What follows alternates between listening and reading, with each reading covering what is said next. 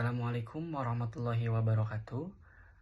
Yang pertama-tama saya ucapkan kepada Ibu Eka Yulianti SEMSI CRP CTT yang telah memberikan kesempatan kepada kelompok kami untuk mempresentasikan hasil kerja kelompok kami yang berjudul Analisis Abnormal Return menggunakan event study terhadap pengumuman kenaikan cukai rokok pada tahun 2023. Studi pada perusahaan sektor consumer non-cycles dengan sub-industri tembakau yang terdaftar di BI. Yang beranggotakan kelompok, yang pertama ada Ahmad Yuda Pratama dengan NIM akhir 333, lalu ada Revalina Amelia Az-Zahra dengan NIM akhir 337, lalu ada Raihan Maulana Ibrahim dengan NIM akhir 338, lalu ada Suci Khairunisa dengan NIM akhir 340, dan yang terakhir Nur Aulail Azkia dengan NIM akhir 342, dan saya sendiri sebagai moderator Muhammad Zulfi Manhaj dengan NIM akhir 334. Untuk mempersingkat waktu, saya serahkan kepada rekan-rekan saya untuk mempresentasikan materi yang telah kami buat. Kepada rekan saya persilahkan. Selanjutnya adalah latar belakang. Indonesia merupakan negara dengan konsumsi rokok terbesar di dunia, yaitu pada urutan ketiga setelah Tiongkok dan India menurut Kementerian Kesehatan Republik Indonesia tahun 2023. Konsumsi tembakau di Indonesia meningkat secara bermakna karena faktor-faktor meningkatnya pendapatan rumah tangga, pertumbuhan penduduk, rendahnya harga rokok, dan mekanisme industri kretek, menurut Crosby et al. 2018. Berdasarkan dari Tobacco Atlas tahun 2012, jumlah batang rokok yang dikonsumsi di Indonesia cenderung meningkat dari 182 miliar pada tahun 2001 menjadi 260,8 miliar batang pada tahun 2009 menurut Warman tahun 2020. Meskipun bahaya rokok sudah banyak diinformasikan, namun jumlah perokok di Indonesia tidak menurun, bahkan ada kecenderungan meningkatnya setiap tahun. Dilansir dari DDTC News, Menteri Keuangan Sri Mulyani Indrawati mengatakan kenaikan tarif cukai memang bakal berdampak pada inflasi dan pertumbuhan ekonomi. Meski demikian, dia memastikan dampak kenaikan tarif cukai tersebut bakal minimal. Dampak kenaikan tarif CHT terhadap inflasi sangat terbatas, yaitu sebesar 0,1 sampai 0,2 percentage point, katanya dalam rapat bersama Komisi X1 DPR pada hari Senin, tanggal 12 Desember tahun 2022. Sri Mulyani mengatakan pemerintah berencana menaikkan tarif CHT baik pada rokok elektrik, maupun pada rokok tembakau lainnya. Kenaikan tarif cukai rokok rata-rata sebesar 10% pada tahun 2023 dan tahun 2024, sedangkan pada rokok elektrik dan HTPL direncanakan setiap tahun dalam 5 tahun ke depan. Untuk rokok elektrik naik rata-rata 15% dan HTPL naik rata-rata 6% setiap tahunnya. Sehari setelah diumumkan Menteri Keuangan Sri Mulyani Indrawati, sejumlah saham seperti Sampurna, Gudang Garam, Wismilak, Inti Makmur, dan Indonesia Tobacco kompak memerah. Adanya ancaman krisis membuat masyarakat akan mengeram konsumsi rokok mereka.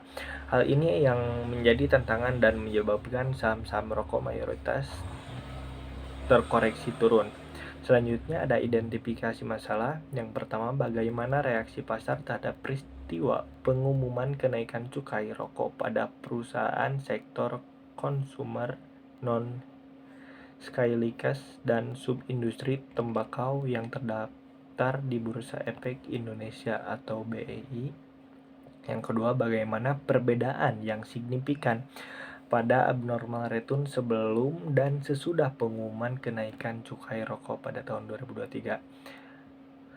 Selanjutnya ada tujuan penelitian. Yang pertama itu untuk mengetahui reaksi pasar terhadap peristiwa pengumuman kenaikan cukai rokok pada perusahaan sektor konsumer non-cycles dan subindustri tembakau yang terdaftar di Bursa Efek Indonesia. Yang kedua, untuk mengetahui pengaruh kenaikan cukai rokok terhadap abnormal return sebelum, dalam, sesudah pengumuman kenaikan cukai rokok pada perusahaan yang terdaftar di Bursa Efek Indonesia. Selanjutnya ada pasar modal. Pasar modal adalah sistem yang menghubungkan investor dengan emiten untuk menyediakan pembiayaan jangka panjang, melibatkan perusahaan publik dan lembaga terkait efek. Menurut Simanjuntak tahun 2010, pasar modal berfungsi sebagai jembatan antara pihak yang menawarkan dan memerlukan dana dalam konteks fisik, dikenal sebagai bursa efek seperti yang dijelaskan oleh Muklis tahun 2016 berdasarkan Undang-Undang Nomor 8 Tahun 1995. Pasar modal mencakup kegiatan penawaran umum dan perdagangan efek. Selanjutnya akan dilanjutkan oleh rekan saya. Selanjutnya ada saham. Saham menurut Darmaji dan Fakhrudin pada tahun 2012 adalah sebagai tanda penyertaan atau kepemilikan seseorang atau badan dalam suatu perusahaan atau perseroan terbatas. Saham terbagi menjadi 3. Yang pertama itu ada saham berdasarkan hak klaim, itu ada saham biasa dan saham preferen. Yang kedua ada berdasarkan cara pemeliharaan, ada saham atas unjuk dan saham atas nama. Dan yang terakhir berdasarkan kinerja perdagangan, itu ada saham unggulan, saham pendapatan, saham pertumbuhan, saham spekulatif, dan yang terakhir saham siklikal. Yang selanjutnya ada efisiensi pasar. Menurut Tandelin pada tahun 2010, di mana harga semua sekuritas mencerminkan semua informasi yang tersedia. Jika harga saham bereaksi terhadap informasi yang tidak sesuai dengan konsep efisiensi, hal tersebut disebut anomali. Menurut Jones pada tahun 2009 juga menyatakan bahwa pasar modal yang efisien terjadi jika yang pertama terdapat cukup banyak investor rasional yang berorientasi pada maksimalisasi keuntungan. Yang kedua, informasi tersedia secara gratis dan mudah diakses. Dan yang terakhir, produksi informasi terjadi secara tidak beraturan di mana investor merespon dengan cepat terhadap informasi baru. Pasar dikatakan efisien jika informasi mempengaruhi harga saham dengan semua informasi relevan tercermin di pasar. Dalam pasar modal juga yang efisien, transaksi jual beli surat berharga dilakukan dengan net present value. Lalu yang selanjutnya ada event study. Event study adalah studi yang mempelajari reaksi pasar terhadap suatu peristiwa atau event yang informasinya dipublikasikan sebagai suatu pengumuman. Menurut Tandelin tahun 2010 terdapat beberapa jenis event study. Yang pertama itu ada peristiwa konvensional, mempelajari respon pasar terhadap peristiwa yang sering terjadi dan diumumkan oleh efisien. Yang kedua itu ada studi peristiwa cluster, mempelajari respon pasar terhadap peristiwa yang terjadi bersamaan dan berdampak pada sekelompok perusahaan.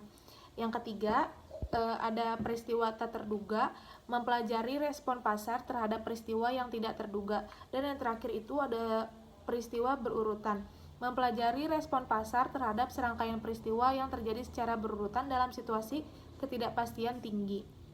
Selanjutnya ada abnormal return. Abnormal return adalah selisih antara return aktual dan return ekspektasian. Dalam return normal adalah yang diharapkan oleh investor menurut Hartono tahun 2017.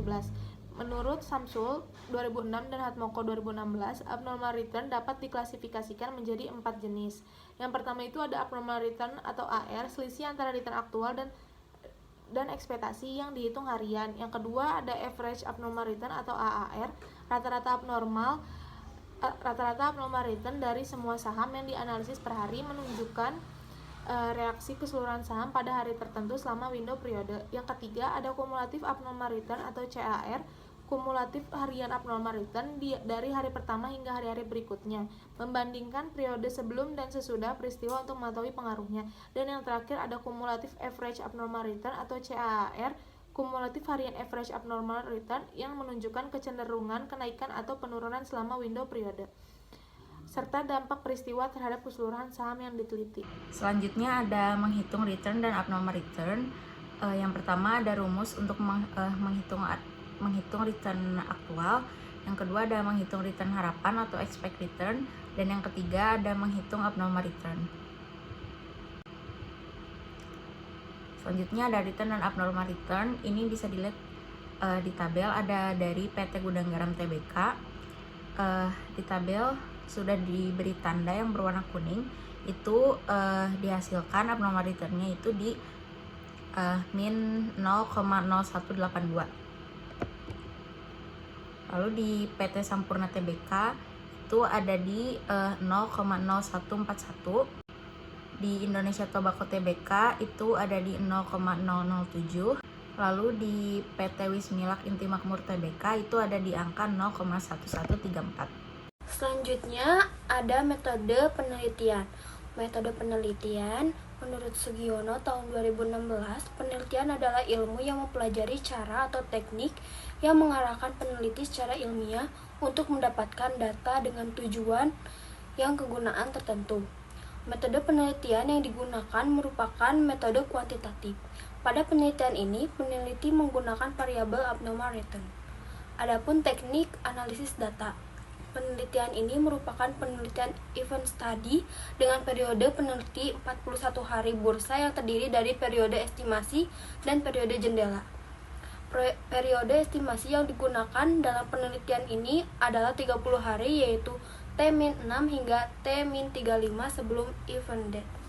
Selanjutnya, periode jendela ditentukan sebanyak 11 hari, yakni 5 hari sebelum peristiwa, 1 hari event date, dan 5 hari setelah event date mengumumkan kenaikan cukai rokok. Adapun jenis sumber data, yang pertama yaitu ada data kuantitatif menggunakan data harga saham perusahaan sektor konsumer non-cyclical yang terdaftar di Bursa Efek Indonesia untuk analisis abnormal return. Adapun sumber primer, data harga saham dan laporan keuangan perusahaan. Adapun sumber sekunder yaitu publikasi dari Kementerian Kesehatan, Tobacco Atlas, serta berita terkait dari media massa.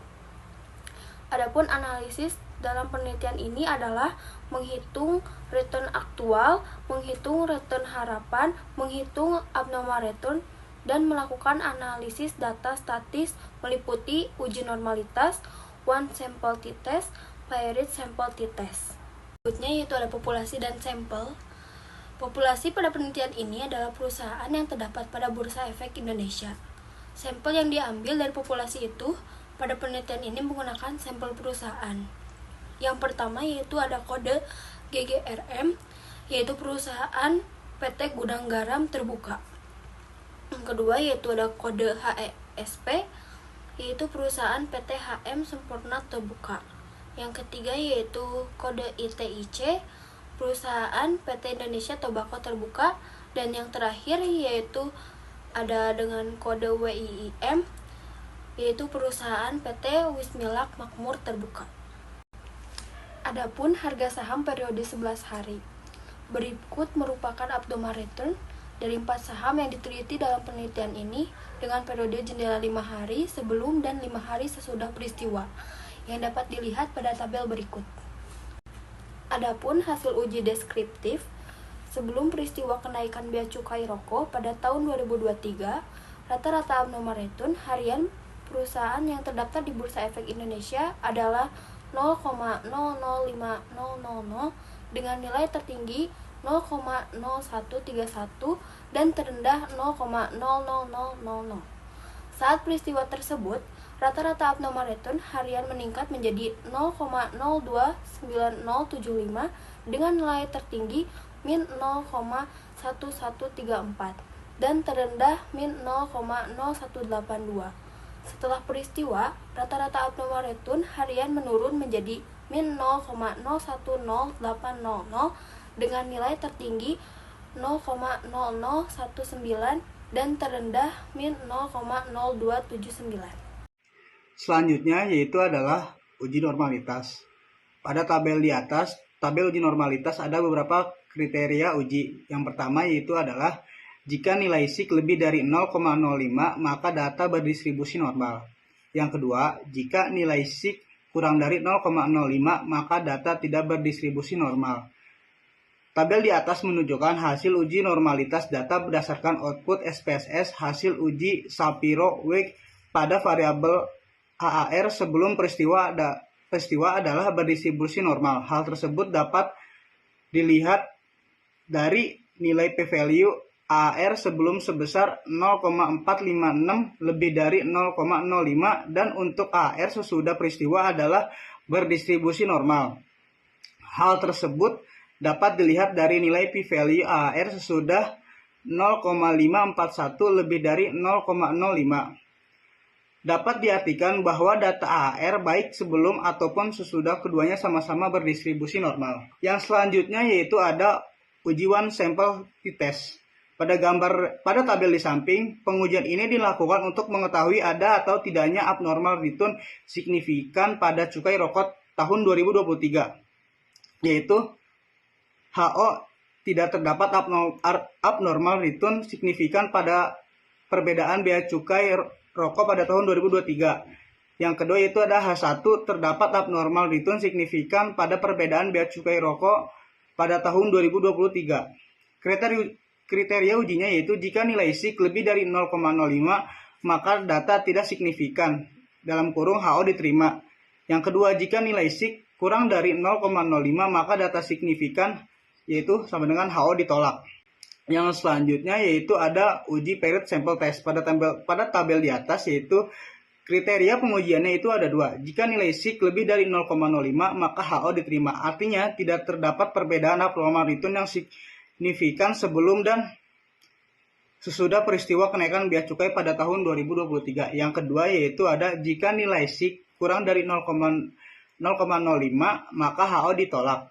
Artinya terdapat perbedaan abnormal return yang signifikan sebelum dan sesudah peristiwa kenaikan bea cukai pada tahun 2023. Hasil pengujian paired sample t-test sebelum dan sesudah peristiwa menunjukkan bahwa nilai signifikan sebesar 0,172 lebih dari 0,05 maka HO diterima. Dan HO ditolak artinya tidak terdapat perbedaan abnormal return sebelum dan sesudah peristiwa kenaikan bea cukai pada tahun 2023. Tabel hasil uji paired sample test. Pada tabel di bawah menunjukkan peristiwa kenaikan bea cukai pada rokok tahun 2023 dengan hasil semua AR positif dan semua AR tidak dapat pengaruh yang signifikan. Artinya semua data menunjukkan tidak signifikan dan dapat disimpulkan bahwa pasar tidak efisien karena pasar tidak merespon dengan cepat informasi mengenai kenaikan bea cukai rokok pada tahun 2023, yaitu tidak efisien secara keputusan. Selanjutnya saya kembalikan ke moderator. Baik, terima kasih saya ucapkan kepada teman-teman. Berdasarkan materi yang disampaikan teman-teman, dapat disimpulkan bahwa abnormal return serta reaksi pada saham GGRM, HMSP, dan ITIC dan WIIM tersebut dengan menggunakan uji hipotesis one sample t-test dengan bantuan software SPSS mendapatkan hasil bahwa peristiwa kenaikan bea cukai rokok pada tahun 2023 secara statistik tidak terdapat abnormal return yang signifikan pada hari di sekitar kenaikan bea cukai rokok pada tahun 2023 di Indonesia. Artinya, pada hari di sekitar peristiwa T-5, T-3, T-2, T-1, T-0, T+1, T+2, T+3, T+4, dan T+5, serta HR sebelum pasar tidak merespon peristiwa tersebut dan pasar mengantisipasi terlebih dahulu mengenai informasi yang terkandung dalam pengumuman tersebut. Lalu melalui hasil dari uji paired sample t-test menunjukkan nilai p-value signifikan 2 strip tailored dengan hasil 0,172 lebih dari 0,05 menunjukkan tidak terdapat perbedaan yang signifikan, sehingga dapat disimpulkan bahwa H0 diterima dan HA ditolak. Hal ini berarti tidak terdapat perbedaan abnormal return sebelum dan sesudah peristiwa pengumuman kenaikan bea cukai rokok pada tahun 2023. Pada perusahaan yang terdaftar di BI, abnormal return ke-6 saham yang dianalisis dengan periode 5 hari sebelum peristiwa dan 5 hari setelah peristiwa. Kesimpulan ini artinya H0 diterima, yaitu tidak terdapat perbedaan terhadap abnormal return atau cenderung stabil pada saham GGRM, HMSP, ITIC, dan WIIM sebelum serta sesudah peristiwa kenaikan bea cukai rokok pada tahun 2023 di Indonesia. Lalu saran dari kami, Bagi investor serta calon investor pasar modal, lebih memperlihatkan lagi kandungan informasi yang tersedia dalam pengumuman kenaikan cukai rokok sebagai bahan pertimbangan dalam melakukan investasi mengenai prospek ke depan agar dapat menambah variabel lain selain abnormal return, trading volume activity, dan periode pengamatan di tahun selanjutnya. Untuk mengetahui reaksi pasar yang ada, selain itu, dalam menentukan nilai return ekspektasian atau expected return dapat menggunakan dua model estimasi lainnya selain market adjusted model, yaitu mean adjusted model atau market model, sehingga dapat diketahui apakah terjadi perbedaan hasil penelitian. Semua keputusan investasi ada di tangan investor, sehingga dalam melakukan investasi tidaklah cukup melihat dari sisi risk and return-nya, namun harus memperhatikan faktor-faktor lain yang menjadi pengaruh dari investasi itu sendiri. Dan yang terakhir, saya ucapkan terima kasih. Mungkin cukup sekian dari kelompok kami. Mohon maaf apabila ada kesalahan dan kekhilafan kata. Akhirul kalam. Assalamualaikum warahmatullahi wabarakatuh.